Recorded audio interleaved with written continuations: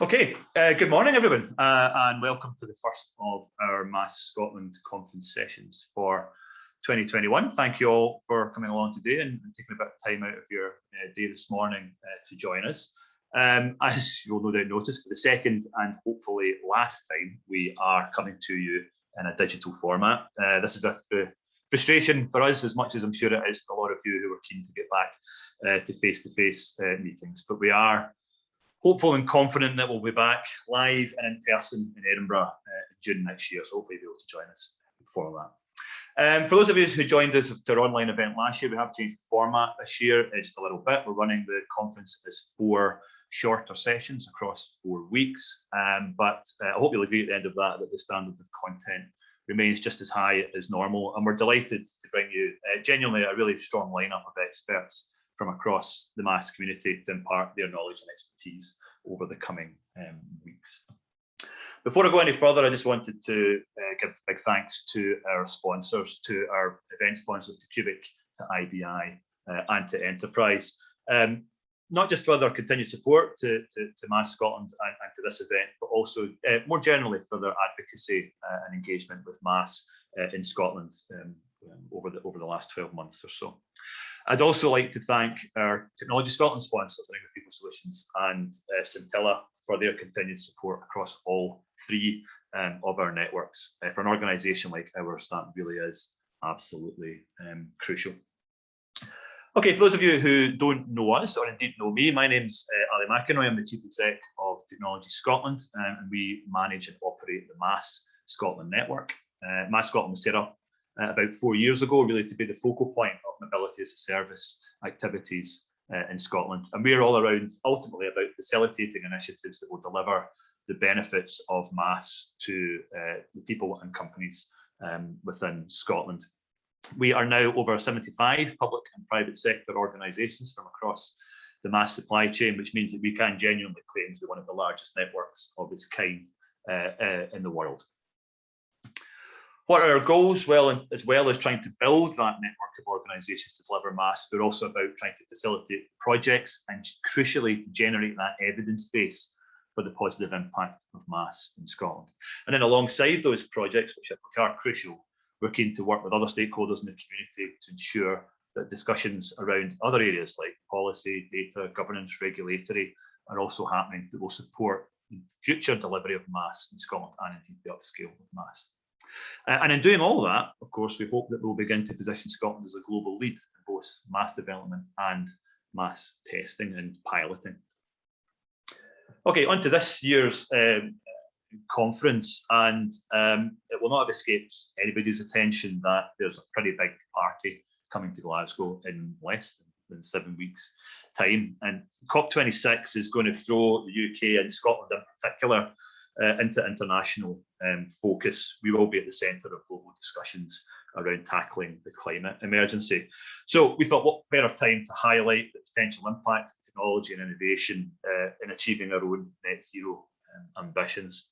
And with that in mind, there was really only one theme to build this year's conference around. And I think it's genuinely an area where MaaS can claim to have some real credentials and where it can really make a difference. We all know, I suspect, on this call that Scotland's biggest source of greenhouse gas emissions is now the transport sector. And while the contribution from other sectors is dropping, transport remains relatively flat. So it's clear that if we want to meet our own net zero targets by 2045, we're going to have to make a significant inroad into that contribution. We know that's going to require a full toolbox of solutions and responses, of course, but we believe that MaaS will and must be a key component of that, supporting, as it will do, a significant change in the way that we consume transport, because ultimately that's what it's going to take. And that's what we're going to discuss, I guess, over the 4 sessions that comprise this year's MaaS Scotland conference. And where does MaaS sit in the future transport landscape, and what do we have to do to ensure that its benefits are realised? And that's going to take us into areas like governance, like user engagement, marketing and messaging, business models, data, and I'm sure a lot else besides. But importantly, alongside those discussions, we need to be doing a bit of doing as well. And we need to understand how MaaS works in the real world, how it works in our cities, how it works in our rural areas. And that really is the focus of today's session, Scotland's project landscape. So in this session, we're going to hear a bit more about the projects ongoing in Scotland, supported through the MaaS Investment Fund, but we'll also be looking ahead to those projects that may be coming down the tracks in future.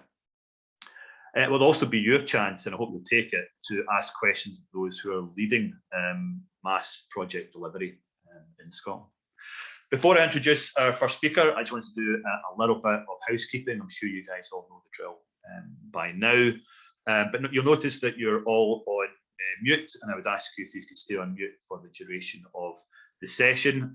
It would also, I think, be useful if you were to switch off your videos as well for the sake of everybody's bandwidth throughout the session too, apart from our speakers, of course. That said, we do want the session to be as interactive as possible, and I would encourage you all to use the chat functionality to introduce yourselves, to make content, and to post any comments or questions that you may have. We'll be taking questions at certain times throughout the session, but I would encourage you to post questions at any time into the chat box, and I'll try and keep an eye on those and make sense of them when it comes to our panel session and Q&A sections. Okay, so that is just about enough from me, and onto the channel, onto the session itself. And it gives me a great pleasure to welcome Graham Day, MSP, Minister of Transport, to give the opening presentation of today's session, and indeed of this year's conference. Mr. Day, delighted you could spare the time to join us today, and over to you.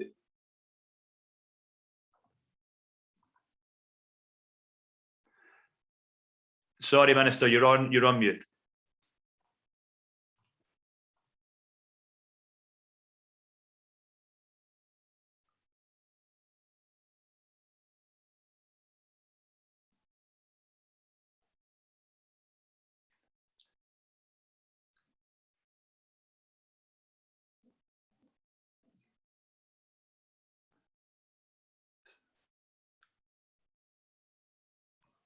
Okay. Is there a microphone icon anywhere in front of you that you can? I don't know if we can do something our side. Maybe we can.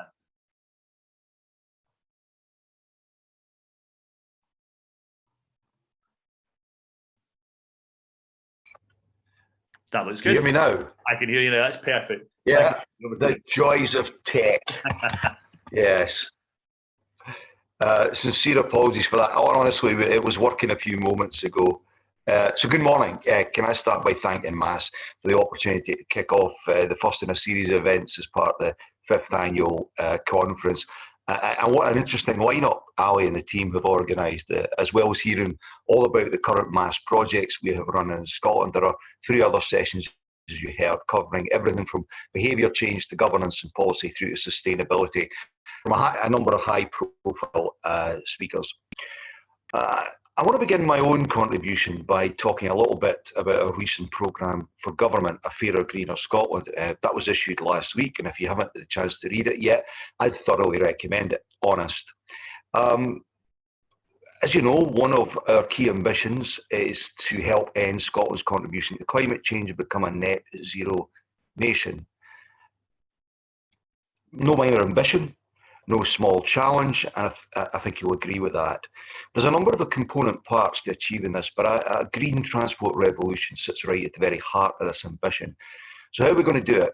Well, we aim to bring about the transport revolution in a number of ways, by working towards our ambition to remove the majority of diesel buses from public transport by the end of 2023, for example, by reducing car kilometres by 20% by 2030, by decarbonising Scotland's railways by 2035, and by phasing out the sale of new petrol and diesel cars by 2030, amongst many other things. There are significant opportunities to be had in our moves towards a green, sustainable and active transport system, with climate action and reducing inequality core priorities, along with delivering economic prosperity and improving health and well-being. By investing in greener and more efficient transport, we should secure the necessary emissions reduction and enable technological adaptation, which in turn will boost both business and industry. But it's also at the heart of our wider ambitions to create connected communities and to deliver 20-minute neighbourhoods.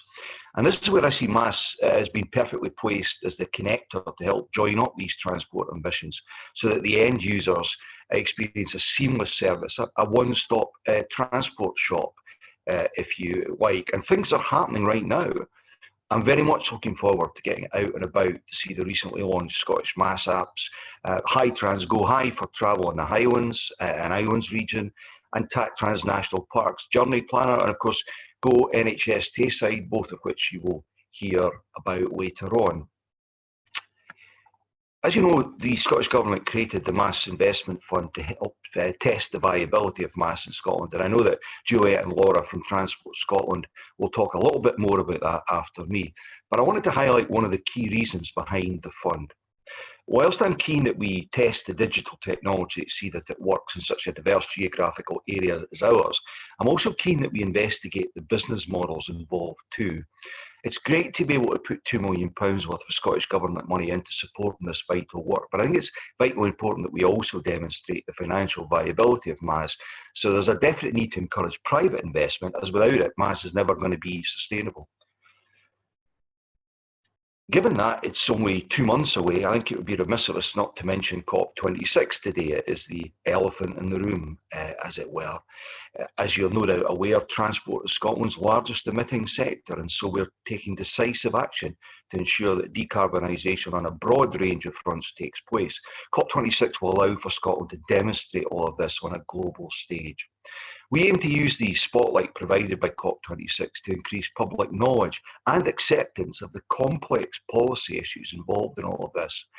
The proposed plans not only focus on technology and transport, such as our investments in test facilities for zero-emission vehicle components and systems, and our support for research into hydrogen refuelling, but also measures in the area of mode shift, behaviour change and demand management, which will all help reduce the need to travel. Again, for every transport issue, especially looking for credible options to avoid the need for owning a car, which, let's face it, is not something everyone can afford or would want to do, it seems to me that MaaS is a vital part of any solution. I'm happy to announce that we remain on track to introduce low emission zones in Aberdeen, Dundee, Edinburgh and Glasgow by the end of May 2022. Indeed, I was speaking to partners about this just last week. As the Scottish Government recognise the impact that poor air quality can have on human and environmental health, we are committed to ensuring that the citizens of Scotland have clean air to breathe.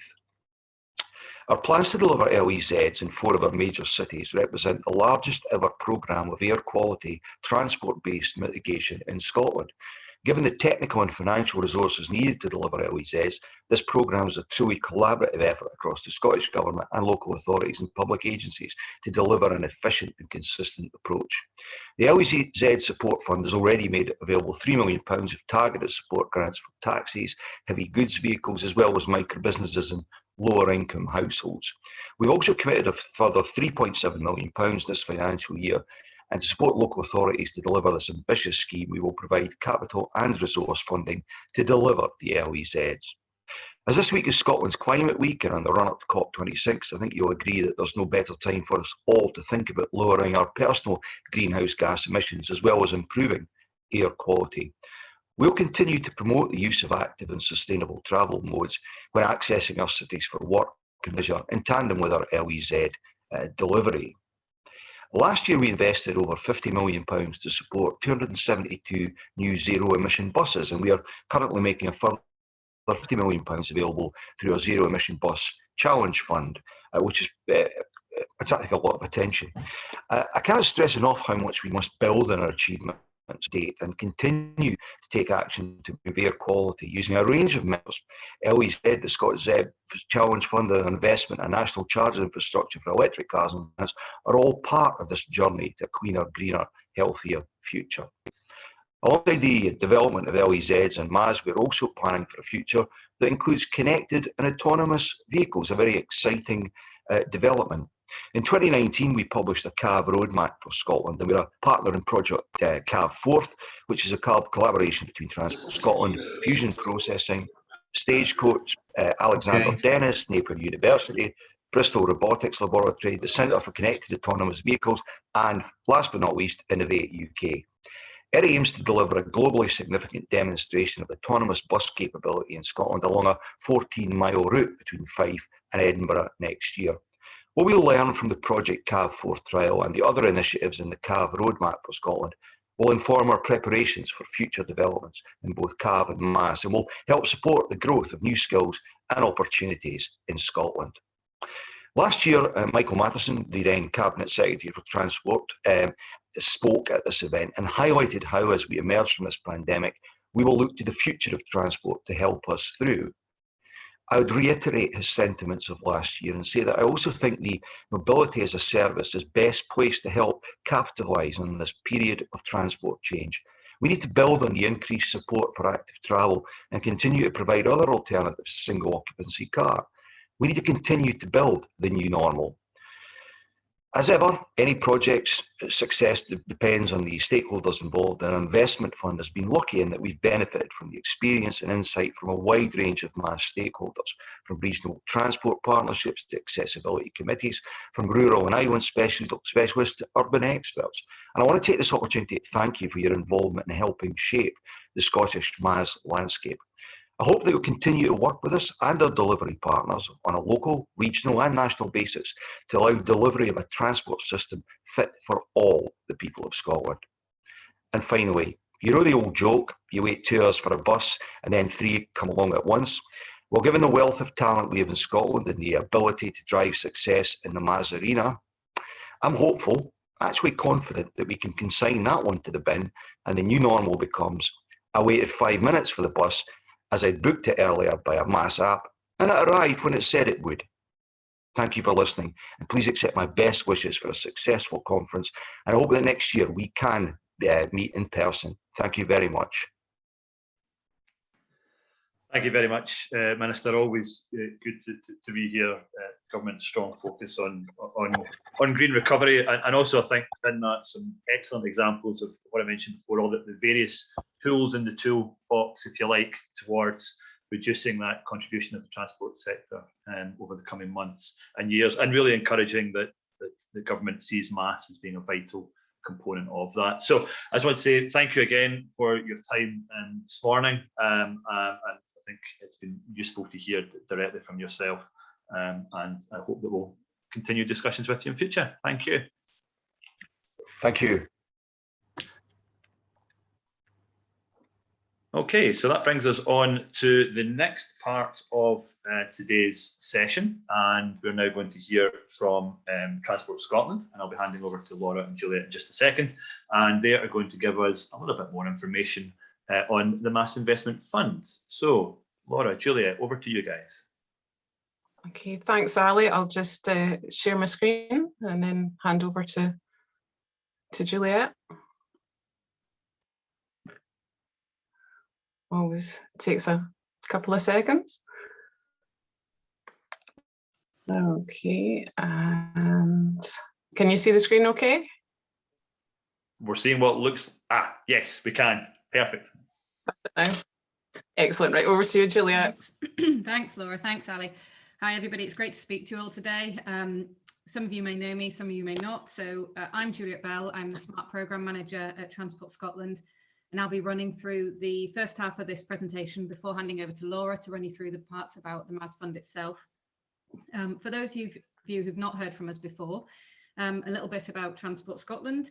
Its purpose is to support and advise the Scottish Government and ministers, obviously Mr Day being one of those, on the strategy and policy options for transport in Scotland, and increase sustainable economic growth through the development of national projects.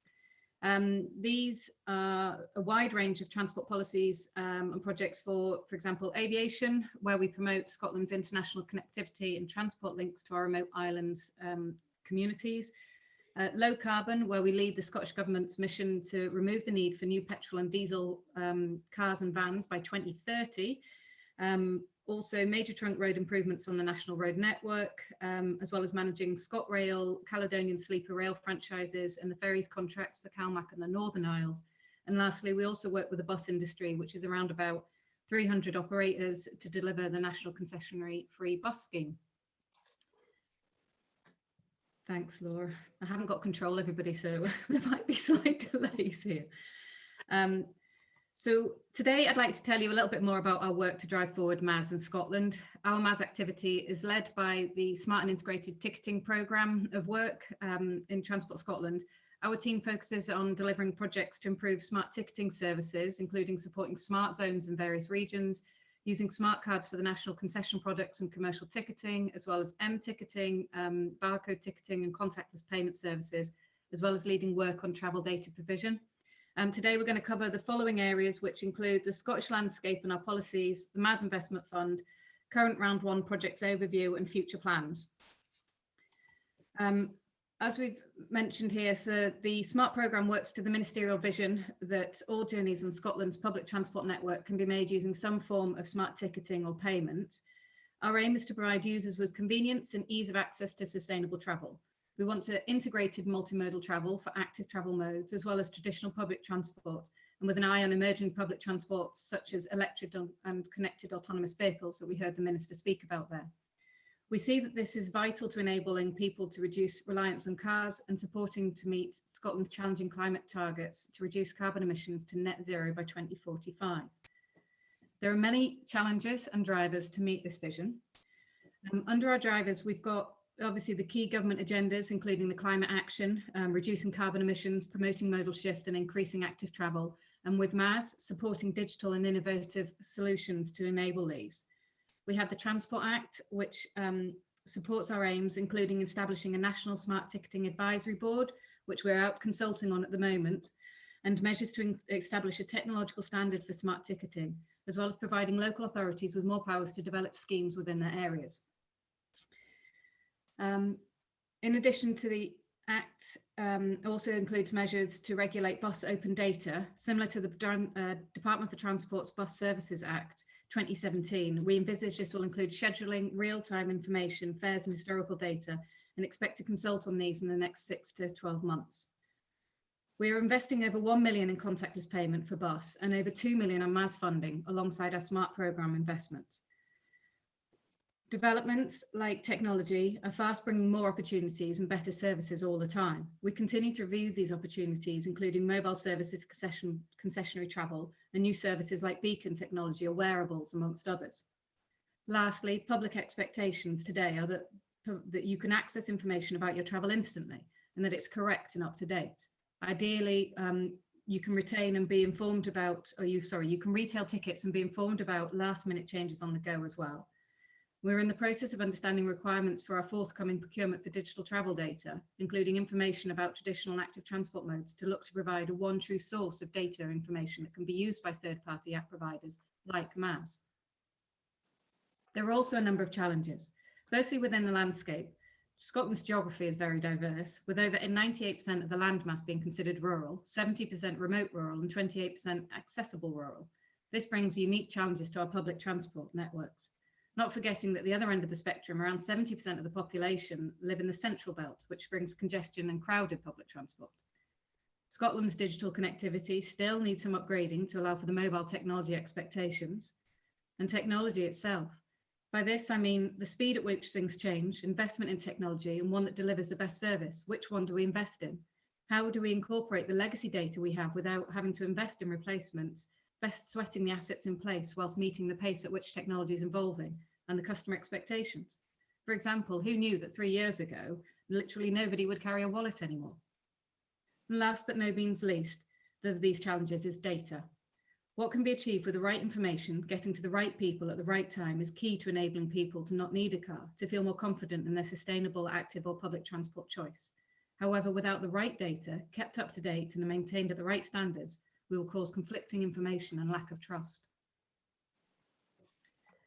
To help reach our government objective, we published the National Transport Strategy in February 2020, which sets a vision for the transport for the next 20 years, focusing on 4 priority areas: reducing inequalities, taking climate action, delivering an inclusive economic growth, and improving our health and well-being.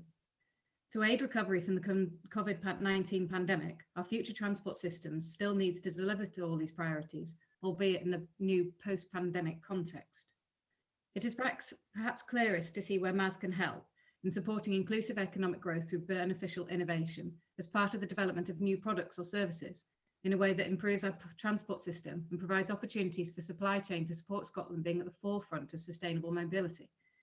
MaaS can also support health and well-being too by encouraging people to make active travel choices to improve their health, also improving air quality and supporting local solutions. I also wanted to highlight the MTS sustainable travel and investment hierarchies. You'll no doubt have seen these before, but where can MaaS support embedding of these hierarchies in our transport network? We need to prioritise active, sustainable public and shared transport over single car occupancy. We also need to prioritise public and sustainable transport, which have wider benefits, including improving health and well-being, as well as reducing emissions from cars and other forms of transport. Our hope is that MaaS can support reducing the need to travel unsustainably, maintaining and safely using existing assets, making better use of the existing capacity, and even investing in targeted new infrastructure, though only after considering how best to use or enhance existing capacity. I'll now hand over to Laura to take you through the next few slides about the MaaS Fund.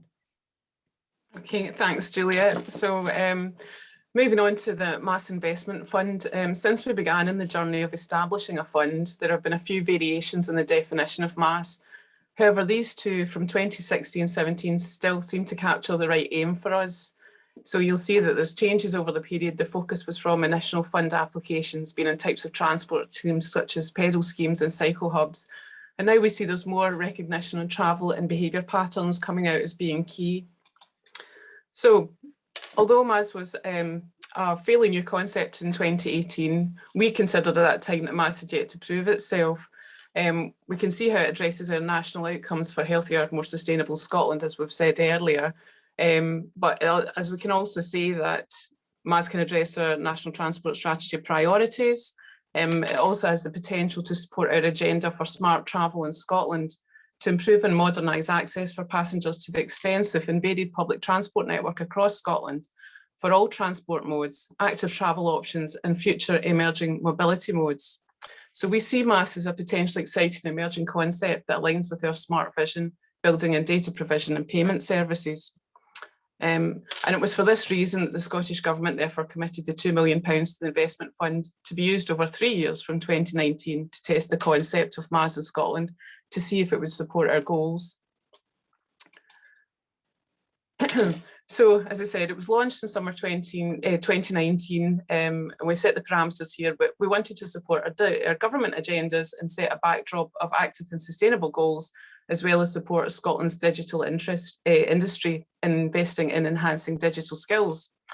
So we set a few thematic areas for the fund, and as I said, because Scotland's 98% rural, that is, its settlements with a population of less than 3,000 people, we consider it important to improve transport in rural areas and seeking to address known challenges like dissatisfaction at the public transport services. But we also identified other key areas such as tackling inequalities in society, accessibility and mobility issues, areas where easily accessible digital information can make a difference, and challenging organisations to provide above and beyond. We also wanted to support growth in and about more sustainable tourism, identifying that this could provide commercial opportunities where potentially the other two areas did not. And in the round 2 of the investment fund, we introduced the urban environments theme, as we recognise a lot of MaaS solutions were ideally suited to addressing those issues that particularly in urban areas such as congestion, pollution and transport safety. Another key factor was the MaaS solution would build on the infrastructure and legacy systems already in place. We weren't really wanted to start from zero, we wanted to build on what was there. So in Scotland, our public transport system is a backbone of ITSO as its interoperable technology. And we also recognise the importance of mobile and contactless payments to the end user as convenient and expected services, and wanted to see what organisations would put forward.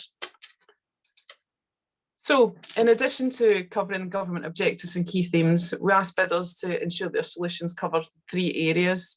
That is that the solutions must include digital technologies to improve access to journey information, so such as journey planning, scheduling, retailing and fulfilment methods.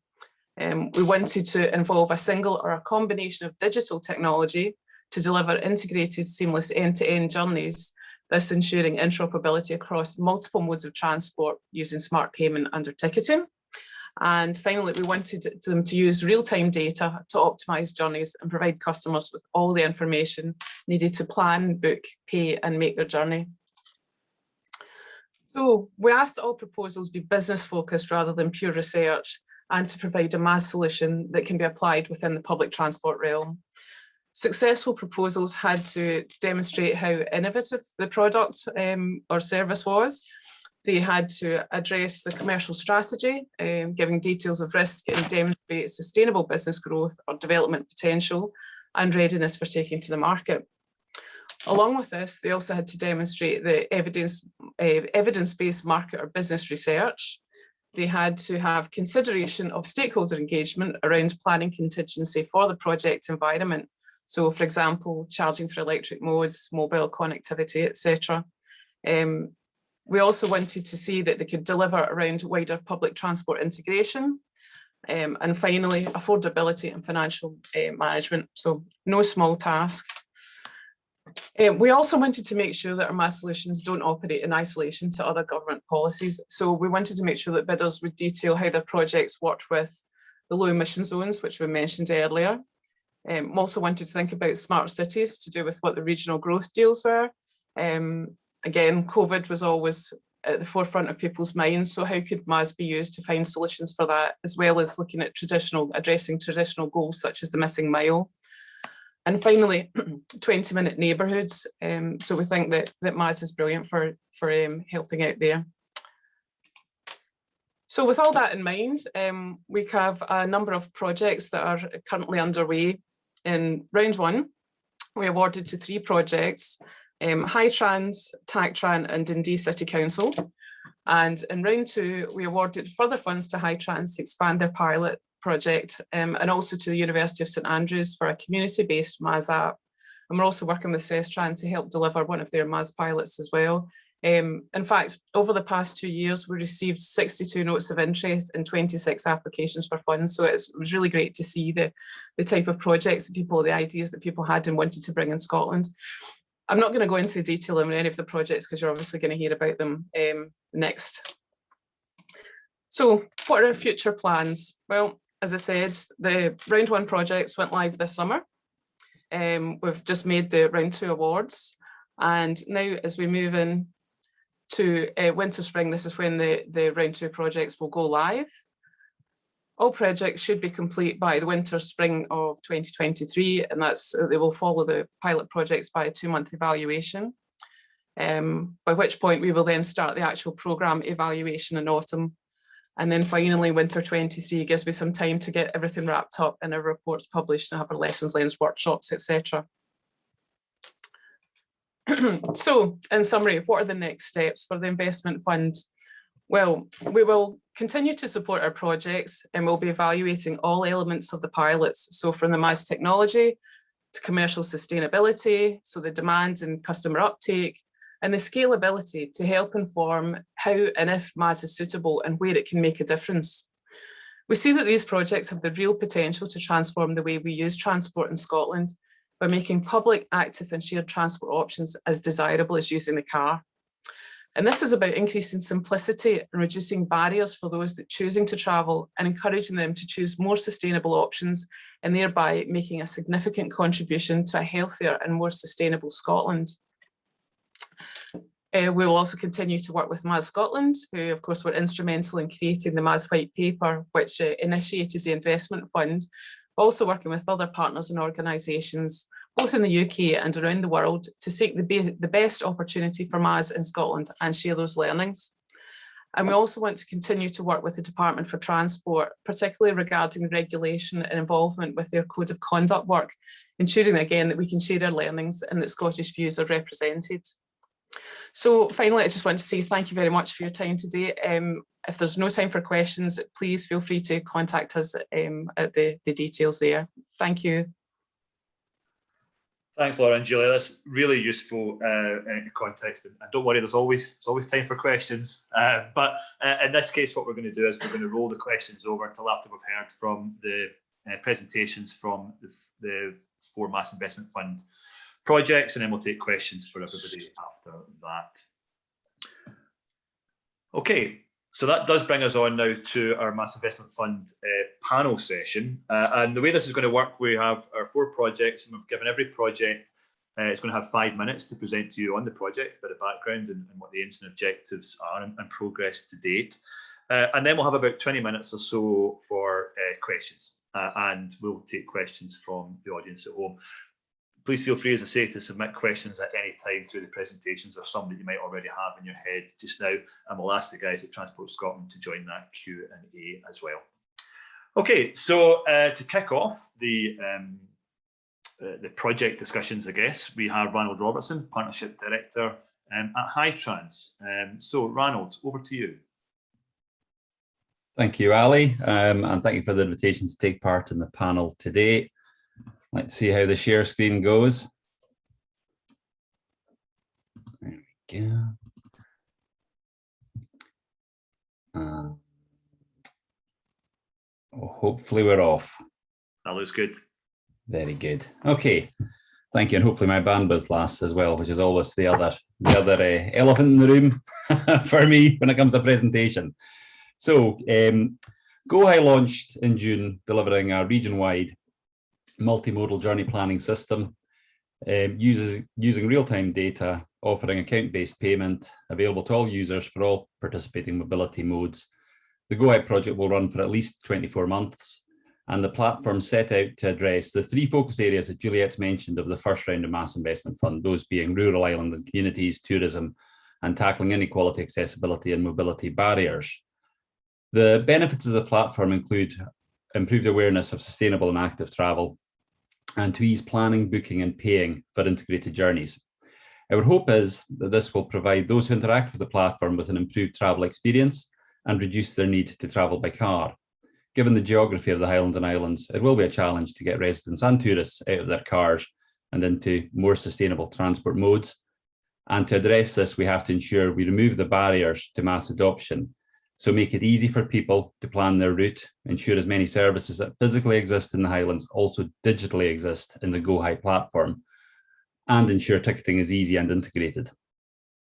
MaaS Investment Fund Phase 1 support has allowed Moray Council's award-winning DRT system Dial M to move towards just-in-time booking of services through the app instead of the past reliance on a telephone booking system through the Council's customer contact centre that required bookings to be made by 3 p.m. the day prior to travel. Our project partner Shuttle is delivering this solution in parallel with the GoHi platform development. A complementary development we are taking forward with support from Transport Scotland's Active Travel team and Interreg North Sea Region Stronger Combined project is a public e-bike dock system in Inverness, which will be bookable through GoHi. The e-bike share scheme is supplied and operated by Bellweggan, and bikes and docking stations will finally go live in October. We've had some Brexit-related and some COVID-related delays on that one. After an initial launch at MVP stage, which we were able to accompany with a strong marketing campaign through local radio, social media, and bus stop posters, we've had over 900 unique downloads. Oops. There we go. In July, we heard the good news that HyTrans' application for funding support through the second round of MaaS Investment Fund had been successful. This funding from Transport Scotland is matched by funds from HyTrans, and we are going to look to deliver the following enhancements to the platform as a result of this. We're going to look to deliver a DRT booking platform with journey booking possible through a standalone app, and GoHi that will focus on rural and island DRT services. This project is currently live in Public Contract Scotland, and I would urge anybody in the DRT community to have a look at that if they're interested in tendering for that service. We, on the public e-bike docks, we are also seeing some extension to that with Lochaber Environment Group in Fort William introducing a system that has been funded from the Low Carbon Transport and Travel ERDF Fund. And similar funding is allowing us to extend the Inverness system. And through our involvement in the eHubs Northwest Europe project, we will be able to extend that further. We are introducing 3 Brompton folding bike vending docks in the region. The locations for these will be Inverness, Oban, and Elgin. These are coming later this month, so the image in the slide is actually a mock-up rather than the real thing. In addition to extending the existing Enterprise Car Club offer, MaaS Investment Fund Round 2 will allow 4 new e-car club vehicles to be introduced into that network. And these will be added to by at least 2 more through the eHubs project. And working with our new partners, ProxySmart, we will integrate their travel perks, rewards, and incentivization package into the GoHi platform. This will see spend in the local retail and food economy rewarded in the form of a travel credit in GoHi. We are looking to develop an ITSO integration for the platform to allow it to have a positive relationship with existing smart cards, which could allow card top-up of other modes on, for example, rail or ferry smart cards. We feel this could be interesting for topping up other modes of travel and NEC cards when we think about the extension of the free bus travel benefit to younger people from January next year. And in 2022, with budget from the PAV North Sea Region project, Highlands will pilot a connected and autonomous vehicle service linking Inverness UHI campus to the Inverness Retail and Business Park. And passengers will be able to book that through GoHi. We are hoping to repeat the marketing and advertising support that helped launch GoHi, and we have also secured in-kind contributions from Enterprise and Fleet on Demand in respect to marketing support for the project. Sorry, my cursors weren't working there. As a project team, we face a number of challenges in the provision of a digital service. To address the challenges, we are lucky to have a team with diverse and deep skill sets that has worked in a collaborative way. As a group, we all know where strengths and weaknesses lie, and each party takes actions that are best served by their strengths. For example, whilst Fleet on Demand have the technical capability and know-how to integrate local operators and deploy a platform, we rely on the team at Leeds University's Institute of Transport Studies to head the evaluation of the platform and the success of the pilot. It's really not just about a piece of technology. Thank you. Thanks, Ronald, and what a great last slide to end on. I think it just sums up exactly what MaaS is all about and the multiple stakeholders required in its delivery. And I'm really looking forward to seeing how that project develops over the coming months. So we're going to go swiftly on to the second project in the MaaS Investment Fund, and I'm going to introduce you to Steve Cassidy, who is the founder at Fuse Mobility. And Steve's going to tell us a little bit about the array of projects under the TACTRAN banner. So Steve, over to you. Thank you, Ali. Nice to be here. And is my screen doing lovely things? No, it isn't. Is it now? It is. Excellent. If I get rid of that, then I can see what I'm saying. Right, okay, nice to be here. Yeah, so I'm Steve Cassidy. I'm going to be talking about the TACTRAN Regional Transport Partnership Enable project, which is about deploying a regional-wide MaaS platform, which is it's available for any organization, community that wants to make travel integrated and easy for their customers or their residents or their visitors. We're demonstrating the model with 3 such organisations, NHS Tayside, Lot Lomond and Trossachs National Park, and also Dundee and Angus College. Since we're here last year, we've been busy and obviously a lot's happened. We've finished design with Anson's have been working John Pinkard's developed an evaluation framework, and we've done some before evaluation. And we've also been doing the launch planning with the services. And I think it's important to note, as you'll see from the quick update of the project and those services, that they are very different services, which are very much tailored around what those organisations want for their customers, and they are the people that are trusted by the potential travellers. So that's important. So I'll give a quick rundown. I've suddenly discovered how to use icons on PowerPoint. So I've got some icons on the left, which tell you who it's for, when it's launched, who it's for, what it is, its aims, and indeed a golden nugget, things that we think are really good. So Go NHS Tayside, it's a web app which is for patients and visitors to the Department of Urology, Perth Royal Infirmary. Urology has been used because that's the department where they are moving to. We've heard one-stop shop already. One-stop shopping of services are happening now for the whole of the NHS Tayside region at Perth Royal Infirmary. So people are having to travel a long way. It's designed for patients, but staff also are using that. It was launched on the 26th of August. And what it is, it's a web app which provides personalized, tailored journey planning for users of urology and indeed for the staff to help patients. It is pre-populated, so a user can always understand their journey to urology. and it asks them, it becomes personalized by asking people what they have access to, if they have travel cards, if they have concession passes, and then it presents information on the options side by side. You can filter those with regard to, yes, cost, for example, but also the least number of changes or walking distance.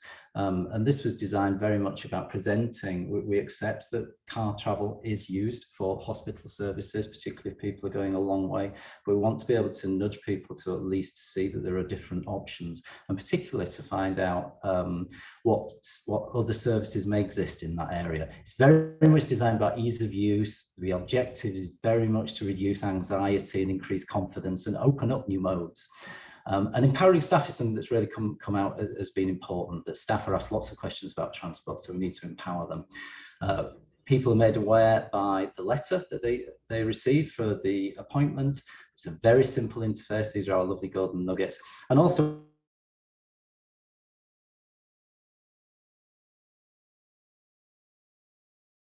if community transport exists in your area, and people qualify because they meet the qualification transport scheme, you can find out about that service and indeed be able to be pointed towards how to access that service. And the community transport organisations we're working with are very positive. Second service is National Park app. This is, well, it's actually got 3 touch points, which the National Park wanted. It's an app to allow planning, booking and payment, more of a traditional MaaS service as you would imagine. There's a widget which can appear in partners' websites to allow people like Love Loch Lomond, an organisation which promotes the park, to be able to have a planning widget on their website, as well as being a standalone web app. It's been launched today. I've put that in capitals, so I thought I'd shout. It's very much designed for visitors, especially day visitors, partners within the visitor site, hence the widget, and also business stakeholders. And the key here is confident access and opening up sustainable modes where they are practical for users. In terms of the golden nuggets, it includes a carbon calculator. It is multi-touch point, as I've said, and also coming on stream very soon is a DRT integration in Sterling, so people can be made aware of DRT. It's available, it works for them, and they can book, and that's coming along very soon. And the final touch point is the My DNA Travel. So we're working with Dundee and Angus College, who will be launching a plan, book, pay mobility service app on Monday. That's very much for students, part-time and full-time students. It is app-based, only app-based, and again, the aims here are to reduce anxiety and increase confidence, open up sustainable modes, and really for the college to provide a full student experience, and that's important. It sticks to our model. They want to be able to help their students. And I think the key thing here, I've put the user account and under 22, so people can register their Young Scot card and see that services are free for them, for example, moving forward. But also just to stress, and it's one for all of us, I think, that people, when in our design work, people wanted everything to be in one place. So that's the golden nugget as well. So that's important. What we're doing next, we're going to be doing more work on the business model. The vision here is that this is more than self-sustained, and indeed any profits are reinvested by the public sector into the service or indeed into transport services. More in terms of the evaluation, we've done all the before services evaluation at by Anson's. We are having some inclusion workshops where we're talking with people with a range of disabilities about their capabilities, their opportunities, and indeed the motivations to use the app. And then the most important thing, it's all about getting users on the platform and agile activation with the partners to get their users onto the platform. Thank you very much. Brilliant, Steve. Thank you very much. I'm actually going to the National Park this weekend, so I'll need to. Well, I will be talking to you later about your experience. Yes, indeed, absolutely. Right, okay. Perfect. Okay, conscious of time, so we're going to move immediately on to our third project, and that's going to be presented to us by Gary McRae, Head of Electric Mobility at Urban Foresight. So, Gary, over to you. Thank you very much. Hopefully you can see my slide, can you? That looks good. Yes, perfect. Yeah, so thanks very much. Yeah, I'm delighted to be at Urban Foresight, who are working with Dundee City Council on their MaaS project. So the idea was formulated in Dundee quite a number of years ago to try and introduce a new mobility service in the city. It was part of the Mill project, which was opening up Dundee as a living laboratory to test new technologies in the city. So I think that our approach back then with Dundee City Council was to take a bottom-up approach to MaaS and try and bring the new providers and new services and get them all installed first before we looked at building an app. So Urban Foresight and Dundee City Council worked together to bring new suppliers into the city. So that included the e-bike schemes and car clubs. And there was a real focus in bringing those providers in that it would be electric transport. Obviously, Dundee's got a great reputation for the work they're doing with electric vehicles. So it was really important that we kind of tried to bring that message into all the transport we did. So like I said, part of that initial work was to bring in an e-bike docking system. It was to bring in electric cars through a fleet electric car sharing system and also a public electric car sharing system. And also looking to integrate the electric vehicle charging as part of this, so that again, as has been talked about this morning, like all the options are there for the user at once. And the idea was, once we brought all those service providers into the city, we'd then build this app, which has ended up being called Get Go Dundee. And it's a city-owned app. I think that was very important as well, that they wanted an app that was owned by the city. All the providers that were procured to come into the city, part of the terms and conditions was then that they would have to share their data, they would have to share their APIs with Dundee City Council and with the app developers. So as you can see there, there's just a few screenshots of the app. So Get Go Dundee. The focus a lot of the app is, as well as the electric transport element, is the kind of events and tourists and how do you get to events. So really a focus on that, as has been talked earlier by Transport Scotland, how people get to events. So the app, as you can see, it's kind of got 3 sections to it. So there's the get section, so that kind of brings to you all your transport options in the city. So as you can see there, try to use local images, try to make things that people will recognize. So it's got the bike hire, the buses, car clubs, EV charging, parking and everything like as well on that one place. So all your transport options are there in a single location for you. The second element of the app is the go. So that's your travel planning. So how do you get to somewhere? And again, as most of the other apps and things this morning, we've seen it comes up with your travel options. And then kind of the final bit we're working with Ember and Dundee City Council is on the C element. So it's Get, Go, See. And that's really about where we put events into the app, so that if you're looking for an event or something to do in the weekend, you can go into that. It was going to have what's on at the event. It's going to have details of there, and you can plan your journey to that event.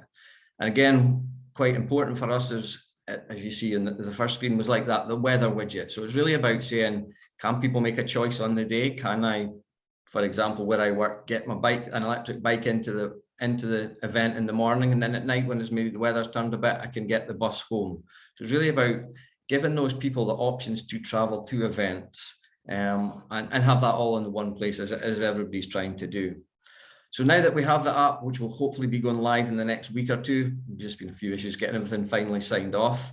The work we're doing with Dundee City Council and Transport Scotland is on running a series of events or pilots to events across the city to try and understand what comes next. How do we change people's behaviour? What do we need to include in the app for people to use it on a regular basis and keep coming back to the app? So we're going to run a series of iterative pilots where we test different marketing tools or different technologies to see how we can encourage people to use that app.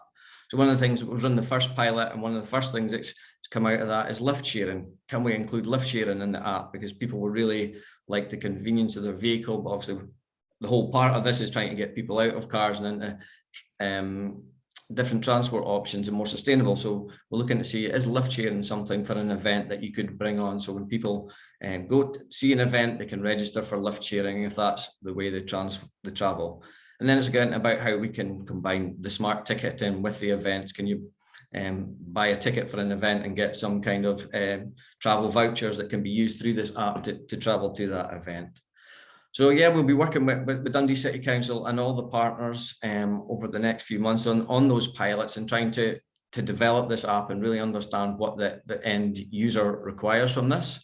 And our goal is that the Open is coming to St Andrews in 2022 next year, which I think the next project we'll be talking about, but that brings a whole lot of visitors to Dundee. A large number of visitors come and stay in Dundee. So the hope is the app we have developed, understood what people want, and we'll be ready to, the app will be ready for full use in the summer next year with all the new elements added to it. And the people coming to the Open will use that to make their travel choices around Dundee.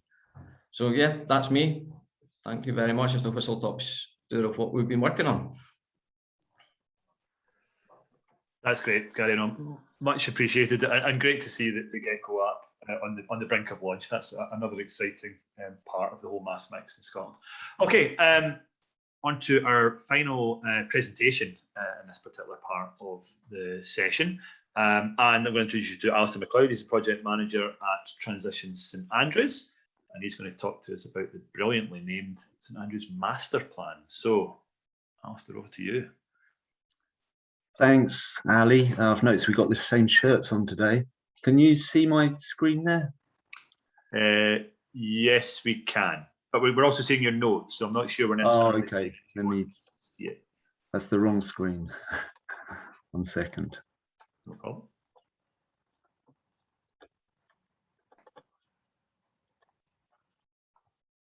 Okay. Share the right screen. Oh.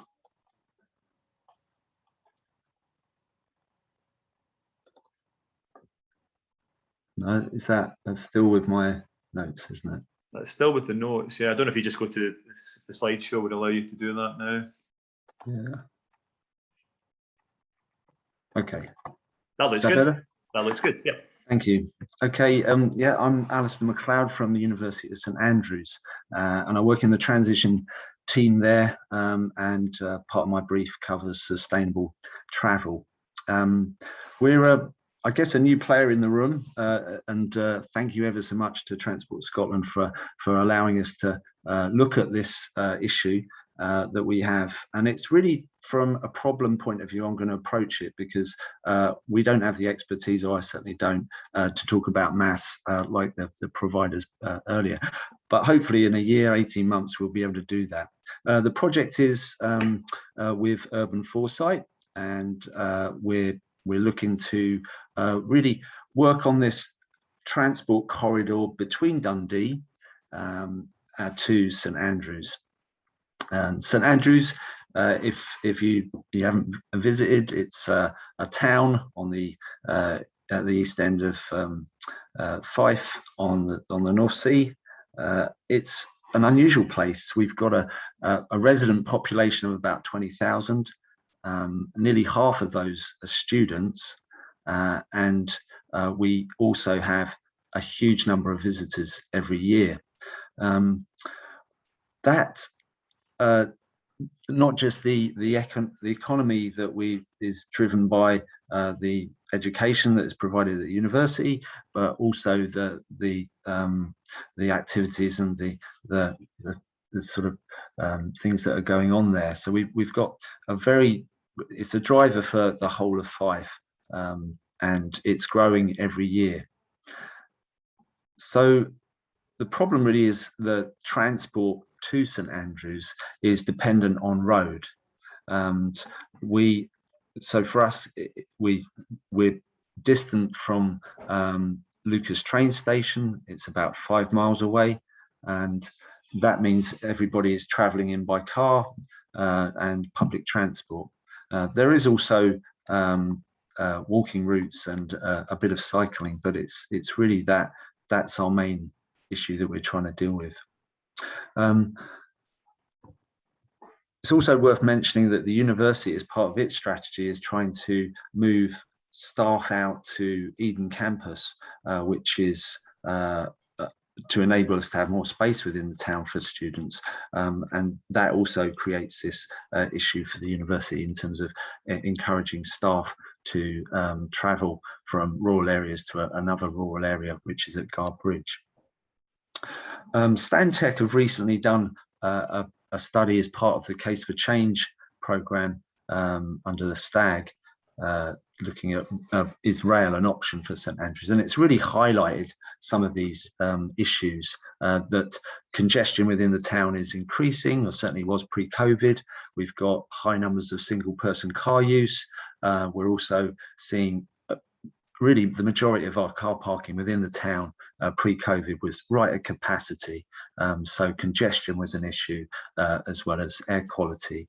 And these are things that we're obviously looking at to tackle through active travel and behaviour change. And MaaS is something that's going to be a real player within that, and that's the solution we're trying to get to. There is looking at big infrastructure solutions like train is not really short term, and we need to do stuff right now to have that an effect. So the aims of the master plan for us, we're about reducing traffic congestion within the town, but also within our area, and trying to reduce single person car use. The university's got a net zero target for 2035, so it's fairly ambitious, and we want to support our community in being part of that journey as well. And it will enable us also to bring in some of these shared transport providers. That's going to be an important legacy or integrated within it. And it's interesting to hear what Gary's saying about really building the MaaS around those shared providers, and how do we encourage them to come to St Andrews, operate in a way that is successful, and also support the MaaS going forward. And that is part of making sure that we can generate income or support the successful shared transport providers through income generation. And our aims for climate really fit in with that very well. You know, how do we try and get not just our staff and students, but support the local community in taking those smarter travel options as well. And I also mentioned the links to Eden Campus.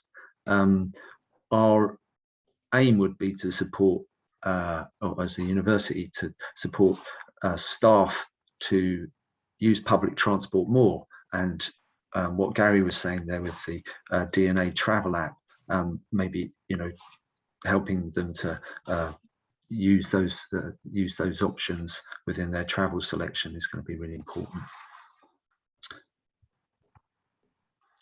So delivering the app,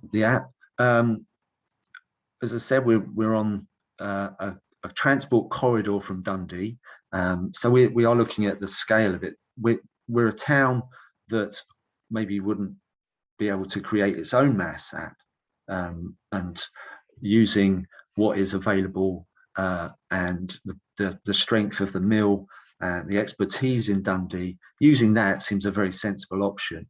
And maybe that's the example that we'd like to set for other small towns, regional sort of areas and rural areas, to piggyback on that experience that we have. Looking at the local context, we have great partnerships here. We have a student population that's sort of hungry for new things. So we can certainly make sure that we're able to market stuff within the university, but also the strong links within the town and the organisations that are partners within that.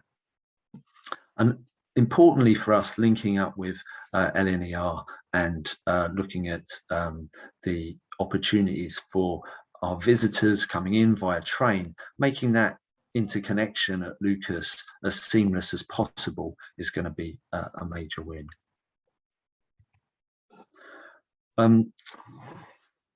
As we're only a few weeks into this project, really, it's hard to give you too many details of the things that we're looking to put on the ground. We have great support from a number of partners, as I say, but also providers. But we're looking to set up a shared bike scheme here. We've done quite a lot of research on that over the years. Feel it will be an excellent addition to the town, and it could really benefit our active travel as well as reduce the local car use. We're also there's an opportunity to look at the university's fleet and management of that, and how that might integrate into a car club to reduce the number of vehicles in the town, and also higher utilisation of our fleet and other vehicles. Looking at real-time data screens, not necessarily part of this project, but it'll be an addition. So building the whole project up with other funding applications or work with partners, so that that data is available through, not just through phones, but through the data screens which are around the town. And the transport hubs, we already have the opportunity at Lucas, working with Fife Council, Eden Campus, which would be sensible from our point of view, and it is an area under development, as well as within St Andrews, making transport hubs something that's obvious and part of the journey. Ticketing is, I understand, problematic, but it is a real key for us, I think, as the university, trying to make it as seamless as possible for us to purchase, or our customers purchase tickets on buses, but also the other journeys too, and keeping our employees working towards a low carbon opportunities as well. So we've got a good consortium at the moment. We've already, over the years, I guess, been looking at options, and it's really been, I suppose, stimulated by the stag appraisal process, as much as we know that we've got, these big events that happen that create huge tension within the town, and we need to see these solutions worked through. Looking at developing our own travel working group within the university, but more importantly, a town-wide group that can do that, and that kind of builds on work that we've been doing already under active travel, where we have already a community group or communities working together on looking at active travel, and this fits in well with that. So we're still in the process of developing procurement for these services. We say working with urban foresights, project managers, and we'll be looking to set up our stakeholder group fairly soon, so that we can ensure that the procurement process is as much influenced by what our stakeholders are saying, and we can include that in that process. There is some issues around, I think, working with Fife Council on the shared travel, the space available for these shared travel providers, car clubs and bike hubs. We need to sort of work that through with them, so that they're able to make money from using the public highway, and then we'll look at the project delivery, and obviously evaluation reporting will come out as well. Okay, thank you very much. Excellent, thanks, thanks, Ali. I love the kind of community aspect of this project. I think it brings something a little bit different. So exciting again to see how that develops. So predictably, we've been massively ambitious in terms of this session, and so we're running massively behind time. So what we're going to, I'm going to need to do is I'm going to curtail the Q&A a little bit.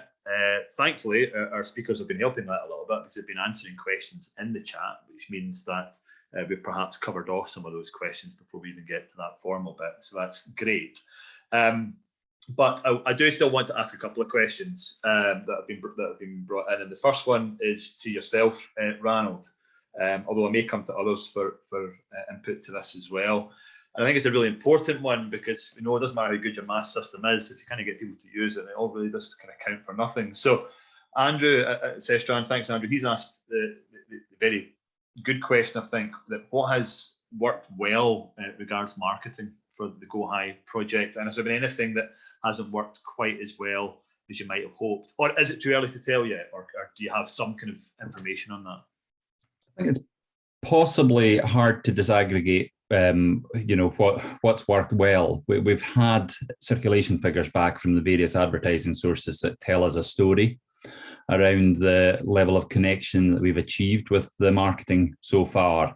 We consider the 900 plus downloads, unique downloads, to be really positive. But I think what we really need to start seeing is how we translate enough interest to download an app into actual use of the app and regular use. So I do think marketing can't just be about one blitz at the beginning and then never do anything. I think we need to look at the figures around the level of contact we've had and where the downloads have been as well, to understand if that tells us some story around what's worked. But I think actually our next focus is probably going to be trying to do more of a direct piece at those people that have downloaded. We've got all of their contact details, so we can do that, and to try and maybe incentivize their use of the app now. What can we think about? What can we do that'll actually make it seem like a really good opportunity for them to use this app that they've downloaded? Because we know how easy it is to download an app and then just put it in amongst the hundreds that you have sitting on your phone. So I think that's probably going to be the next piece. So it's kind of hard to say for definite what's worked really, really well. Anecdotally, we've been given the impression that the local radio advertising worked well, and that does seem to track with some of the places that the downloads have happened, but it's not a low-cost medium.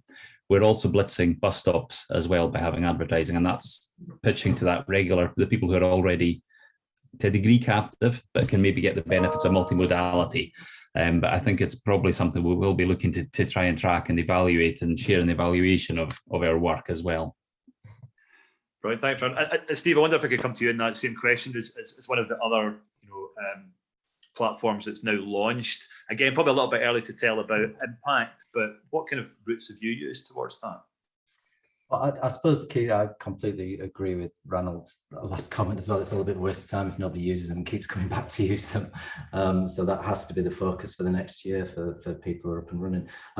For us, I suppose the key thing for ourselves is that because of the model, we work with the existing partners. So NHS Tayside, it's been difficult at times because it's a big organisation, getting their time and their focus, and obviously it's been a difficult time. But we will work with them as Lomond. Again, they've got a very strong marketing team, so we'll be working with themselves. And Dundee and Angus College, they've been working to promote to new students. That's been the focus at the moment, but they haven't done a big promotion because there's so much of the messaging to do. So I think for us, the key thing is, yes, obviously working with those individual partners because it's their service, it's their users, it's them that are trusted, to pick up on that word that Juliet used, and also seeing where the value is of the data that we get out of it. And Ranald, referenced that about understanding and experimenting. That's key, and then understanding the role of Tatran as well. Where do they work and where does everybody add value? Because it's a new organizational model. So yeah, that's our approach. Very much partner led.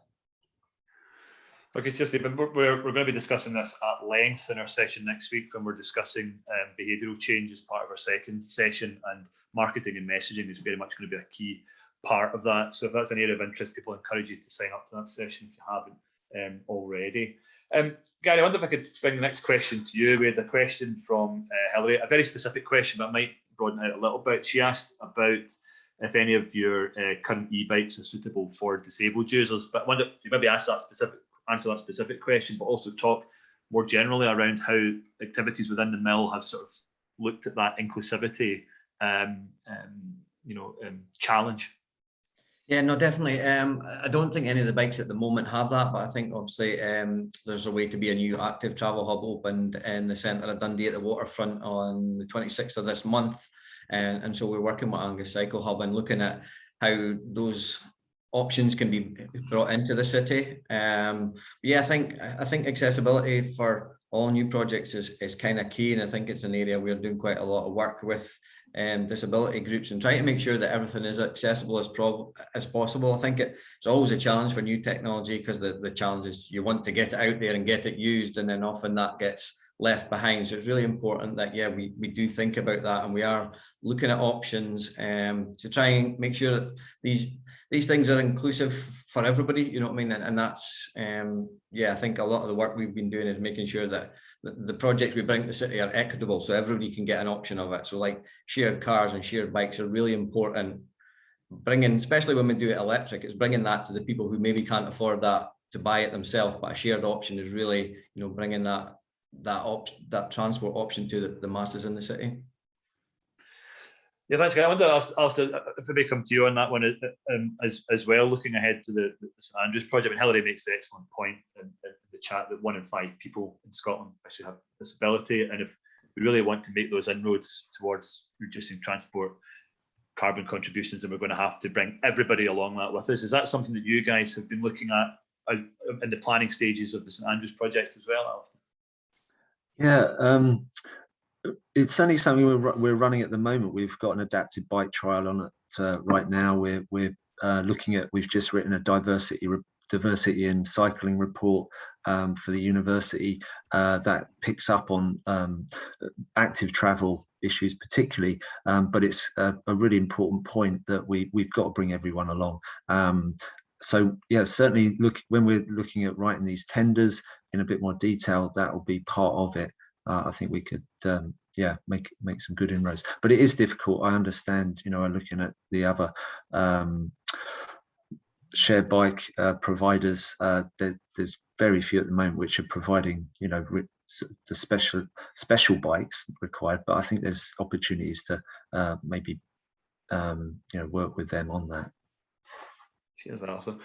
Steve, I was going to come back to you now because given that the major theme of this conference is around the lead up to COP26 and greener transport, I was particularly interested in your carbon calculator as part of your app. And I wonder if you could just expand on that just a little bit so we get a better understanding. Because for me, something like that should be an integral part of a MaaS app and displaying those options to people.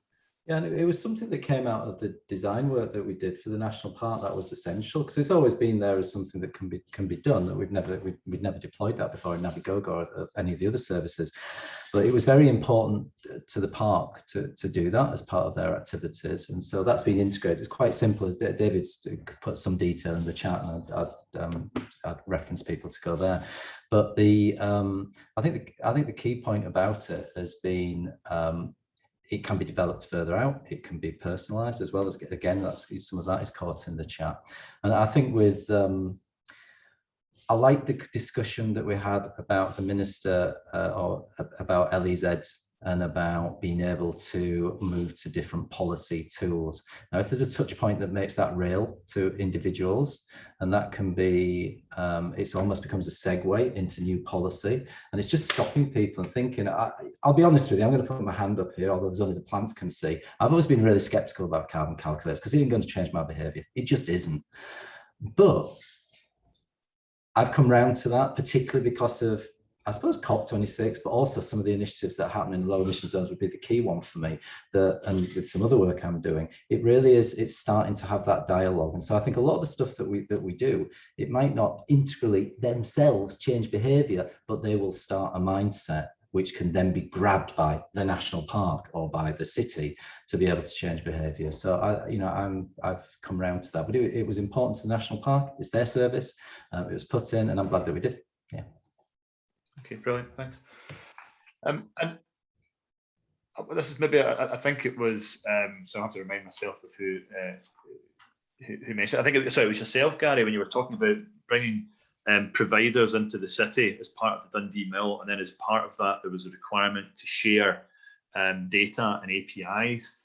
There's so much discussion around this when it comes to MaaS. I just wondered what was your experience in sort of pushing through that requirement, and was there any kind of pushback to that from the providers, or did they see the value, I guess, in being part of the Mill platform? Yeah, I think so. I think that there was always the challenge when we're writing that as to what APIs, what exactly we want to share, you know what I mean? And so we had to work quite closely with them to understand it's real-time data that could be in. But yeah, all the partners were really, really keen. I think the partners that have come to Dundee are really bought into this MaaS and bought into the whole project. So yeah, they were quite open to sharing that data, and I think for us it's been very important that the city has that data and that we can do something with it. So yeah, it's not been, I mean, there's been the technical challenge of actually integrating it, which luckily wasn't falling on me, but in principle the partners have been really up for being involved in this and really understood that it's a city-wide thing, that the city wants to own this and make sure it's for the people of the city. So that kind of background and that kind of whole commitment to look, we're trying to get people out of cars, so therefore it benefited all the service providers, you know what I mean, the shared cars, electric bikes. That was the focus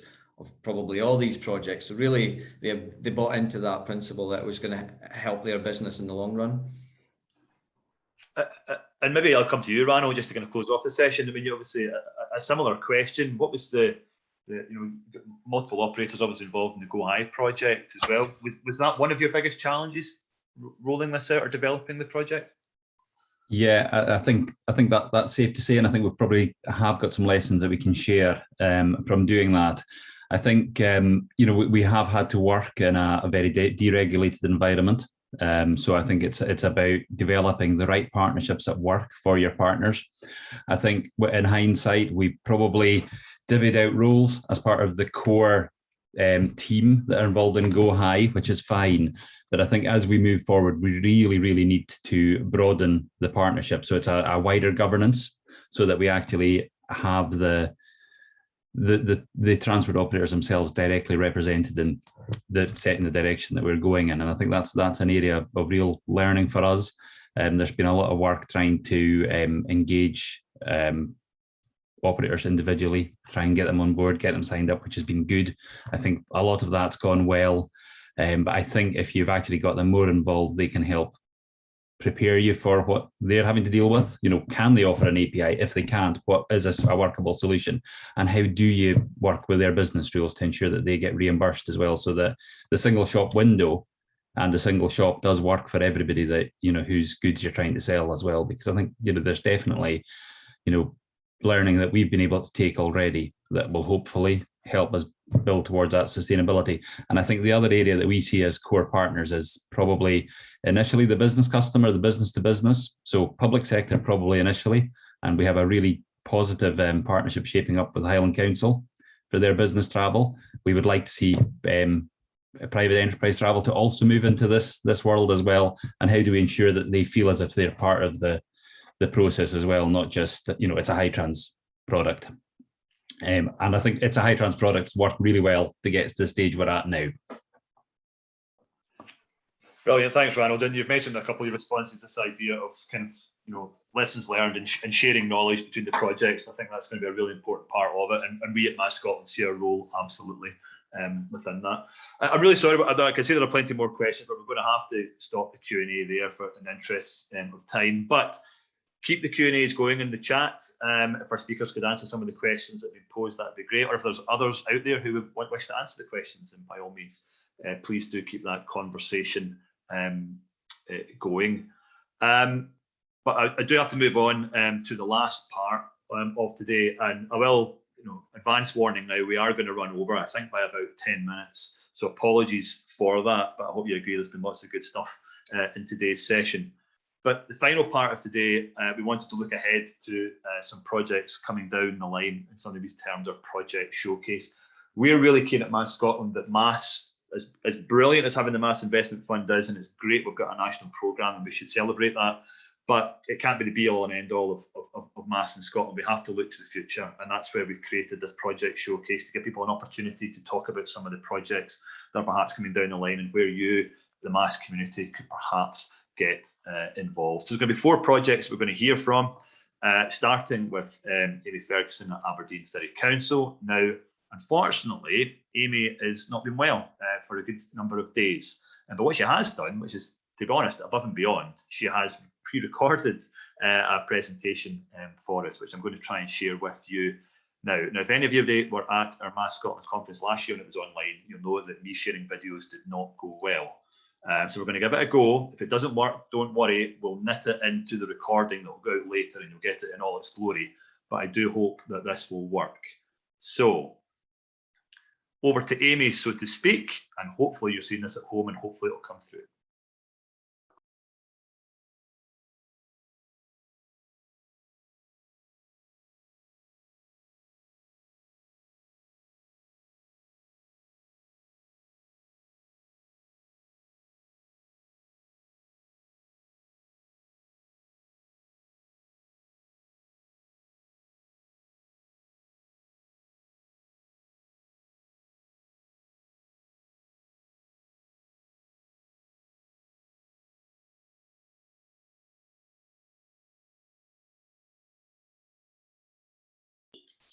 transport information in the city region.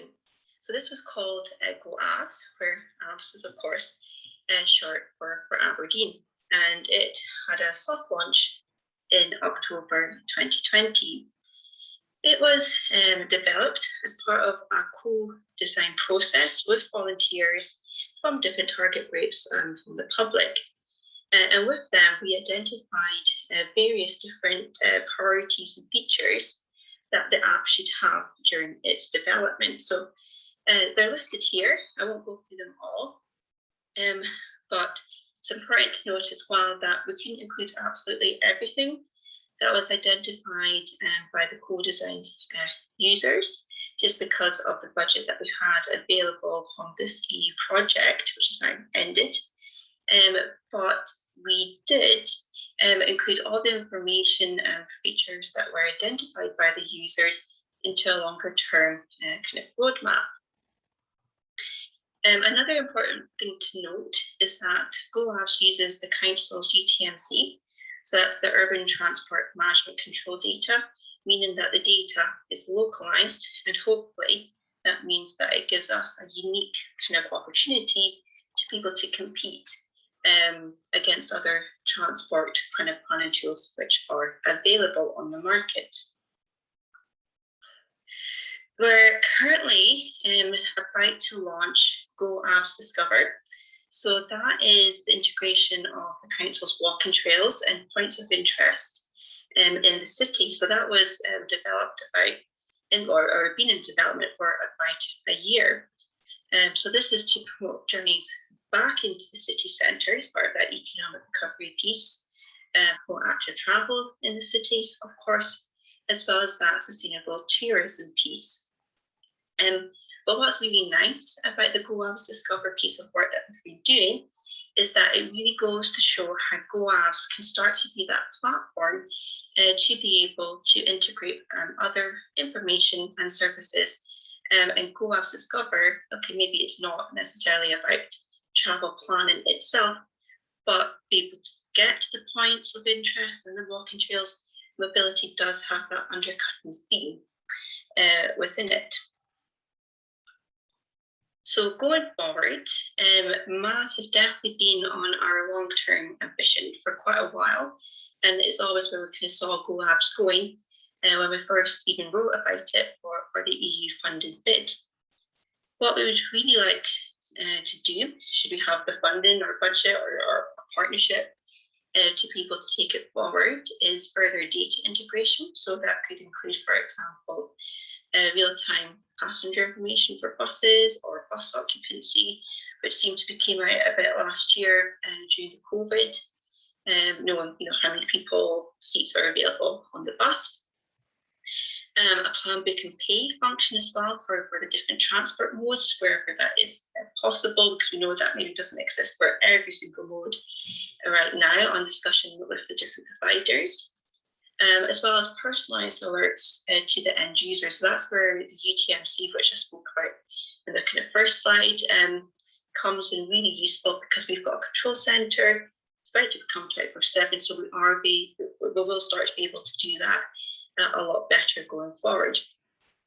And one of the other kind of last things we want to look at as part of that kind of MaaS overall solution is a way to promote better bus ticketing. So for us, that's the grasshopper in our city region, and to be able to somehow promote nearby park and ride sites to individuals. As we know, I'm not sure if this is unique to the kind of Aberdeenshire region, but a lot of our park and ride sites are underutilised, unfortunately.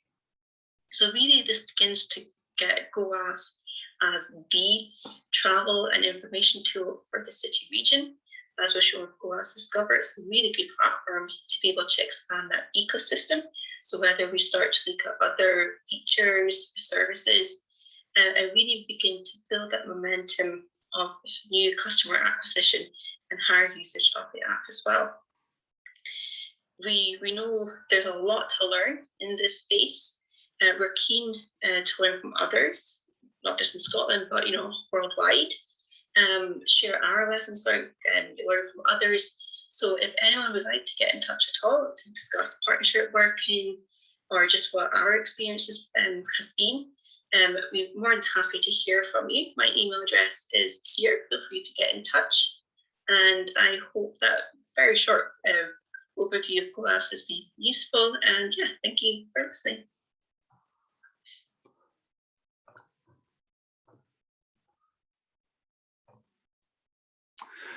Okay, apologies. I understand there was a bit of audio problem right at the start of that. Apologies to you at home and apologies to Amy as well, of course, but we will have that sorted for the recording. We'll get that fixed. Okay, on to our next presentation in this section. It comes from Mark Richardson at Bristol Consulting, and he's going to talk to us about the Perth West project. So Mark, over to you.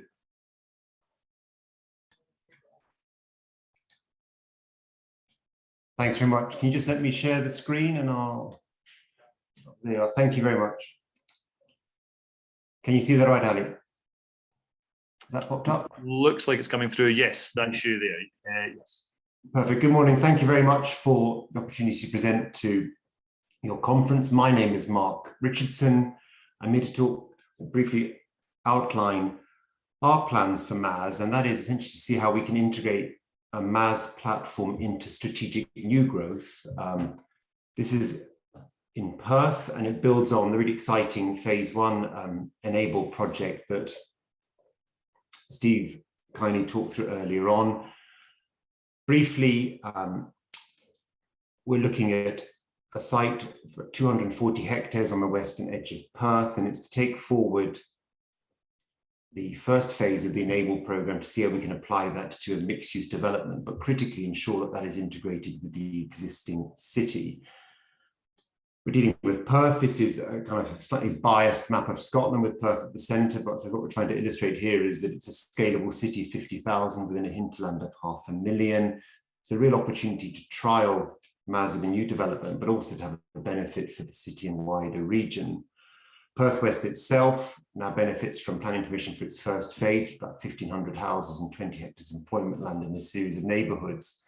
And what we've been trying to do from the very outset is try and respond to the kind of challenges that all cities are now facing, which is the disruption that changes in energy, digitization and mobility are having for the way future land can come forward. Where we've got to is a project which seeks to respond to that through kind of 4 key land uses: future residential neighbourhoods, the energy strategy we bring forward to decarbonise those, the type of mobility strategy that we need to encourage decarbonised and accessible and affordable transport, and how we use, I suppose, those skills to develop a new set of employment opportunities and skills, which we refer to as an innovation park.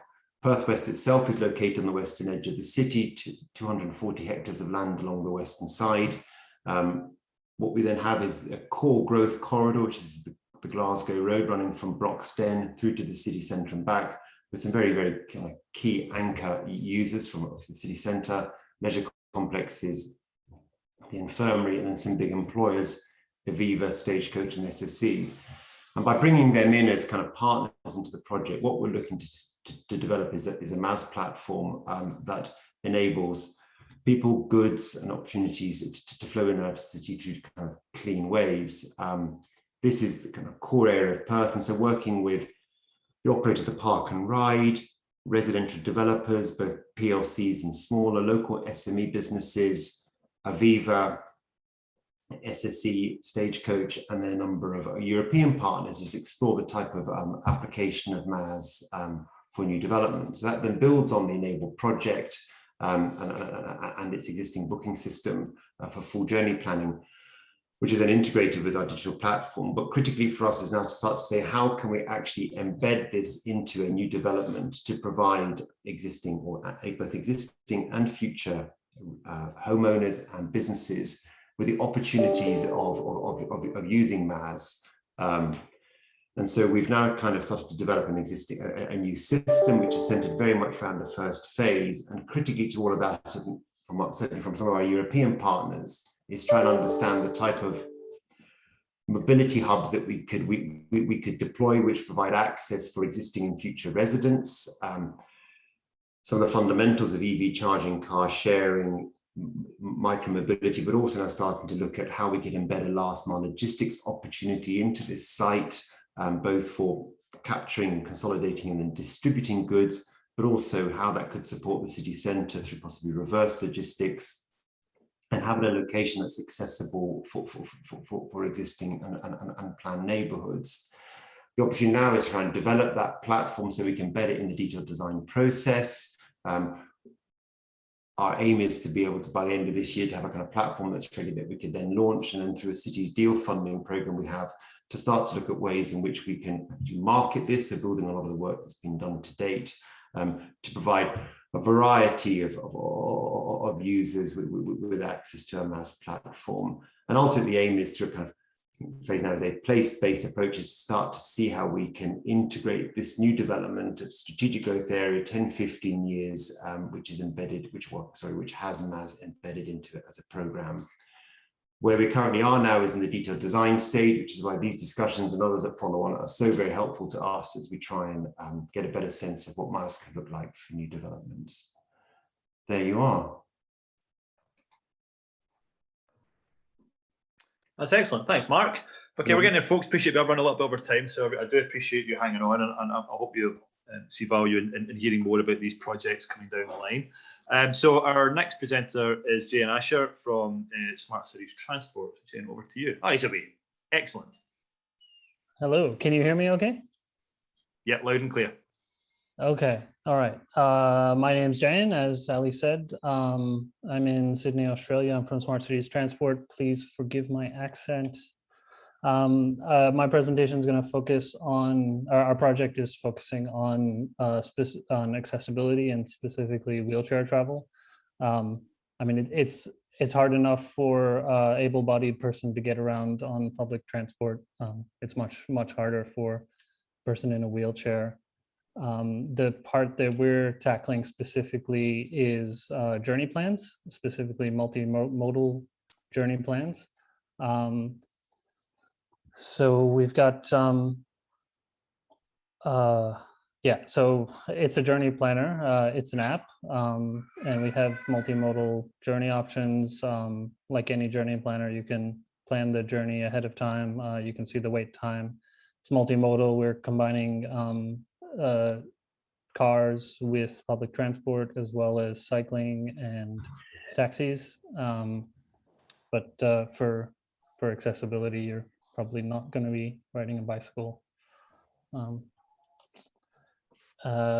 We have some other features for MaaS, such as the price. I mean, you need the price in order to be able to do payments and ticketing. Can't expect people to make bookings in the app without having the price information. We also have some customization options. So the Scotland version of the app is the one I showed in the previous slide, and this is the Sydney version of the app. I'm in Sydney. Yeah, so these are the icons that are used at the public transport stops here. So that's what we show in the app, in the local version of the app. In terms of accessibility information, we tried to get all of the open data that we could find. And as far as we know, there is no other journey planner in Scotland that includes accessibility information. So you can't easily find out if your journey is accessible or not, unless you go and look up each stop separately and each vehicle as well. We do have some extra features in Sydney that we don't have in Scotland, just because we couldn't find the data.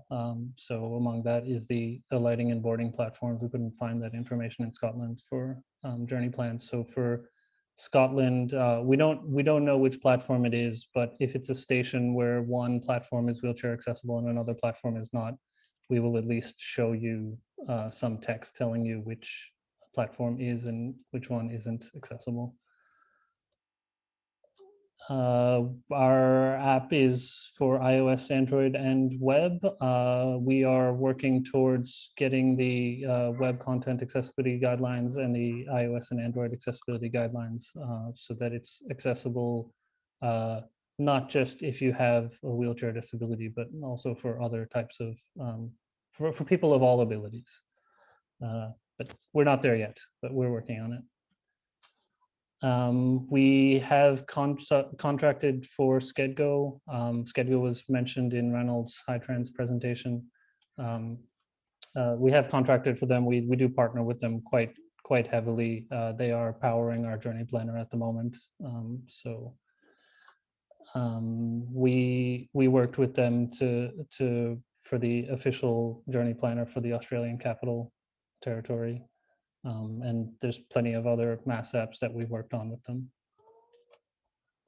These are other transport software that we have developed, which are outside the MaaS space. So Finderful.com is specifically focused on travel behavior change. People are most likely to change their travel behavior when they move homes. So this product allows people to choose their commute first and then find a home that matches their commute. Clearway Tech is focused on automatic detection of congestion and then alerting the relevant transport authority if there's like a vehicle that's illegally parked or something like that. One Task is focused on detecting people who are driving with their mobile phones or possibly not wearing a seatbelt. The last two are using AI and machine learning. Yeah, and if you want to contact us, the email is hello@smartcitiestransport.com. Thanks. Thanks, Jane. I think very timely given the discussion we had earlier about inclusivity and particular wheelchair access. I think it's an important presentation to get across. Okay, folks, appreciate you sticking around with us, I guess, and we're on to our final presentation today, which is from Julie Vinders at Sestran. Hi everyone, thank you. I'm just going to get my screen to share. Let me know if you can see that. That's okay. Good. Excellent.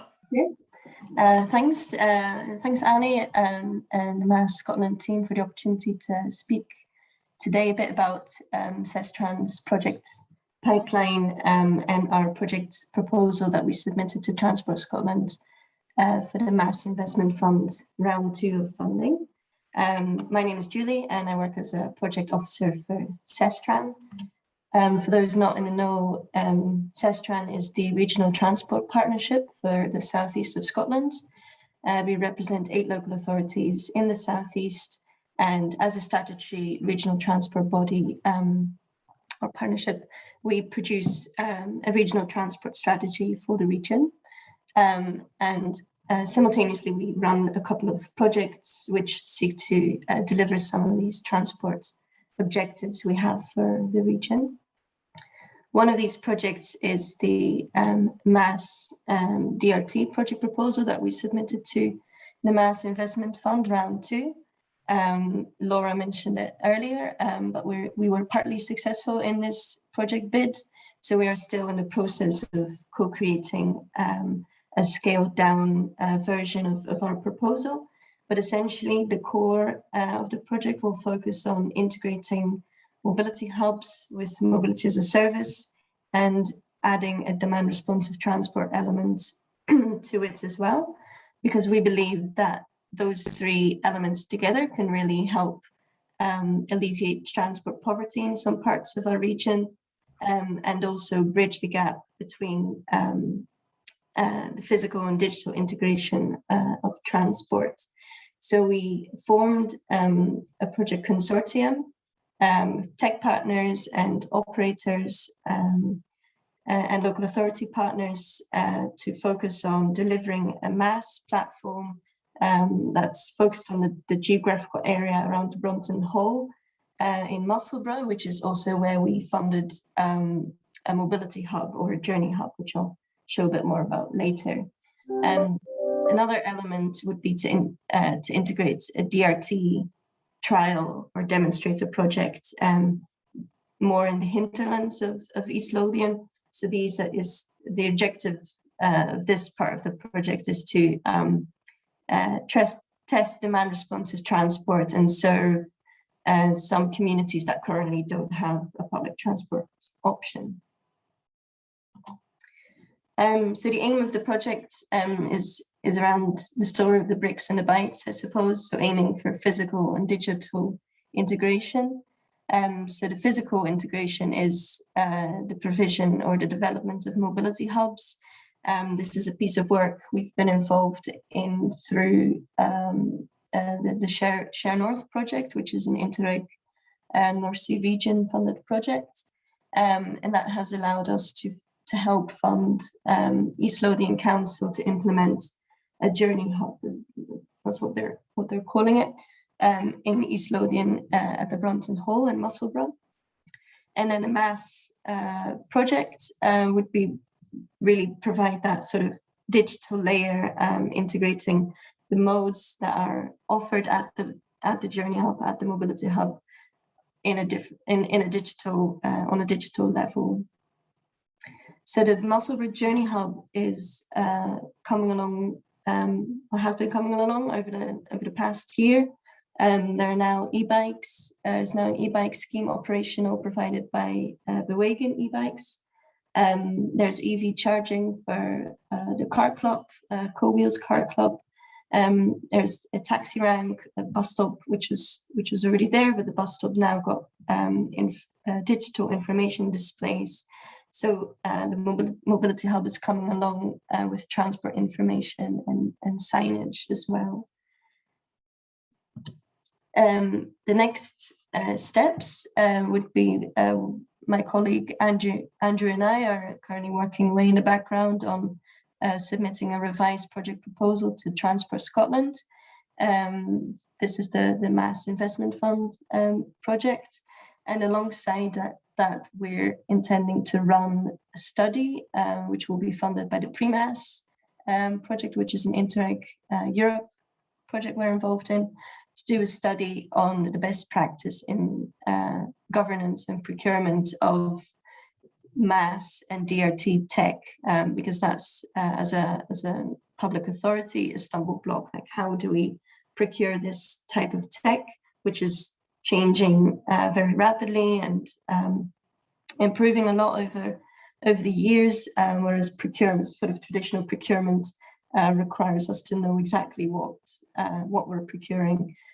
So it's to develop a best practice study to develop that knowledge and expertise. We've also been working with our local authority partners to identify other potential DRT projects, so to trial DRT technology. And part of this has been presented during, or I suppose part of an open learning network that we're aiming to create, which is all about sharing best practice in the realm of MaaS and DRT. So we ran a first session back in June, which was really well attended, with various presentations from on the Flexi project, which is a DRT application provided by Transport for Wales, and some other speakers from our region. So that's what's in the pipeline for us. And if you have any questions, feel free to drop us an email. My email's there on the slide. Thank you. Brilliant. Thanks, Julie. I'm just going to now close off the session. So thank you to all of our speakers today. I hope that you found some value in listening to some of those projects, as I say, that are perhaps in the pipeline, and maybe there are ways that you can help to support their delivery in future. Okay, conscious that we are massively over time. So again, just wanted to thank you for joining us. A reminder that all of this session, and indeed all the sessions from this year's conference, will be recorded, and they will be up on the MaaS Scotland website soon, so you can play those back at your leisure. And if there's anything you missed or want to hear again, then of course you can do that. If you want to get in touch with me, then you can do so through that, or just go on our MaaS Scotland website to find out a little bit more. And just a reminder of the other 3 sessions in our online conference this year. The first one of these is next Wednesday, looking at how we support positive behavioural change through MaaS. And then we have a little bit of a break, and then we have 2 in that week in October, looking at governance and policy, and then finally a broader one looking at the road to COP26. Really hope that you'll be able to join us for some or all of those. But in the meantime, thanks again for coming along, and I hope you enjoy the rest of your day. Thank you.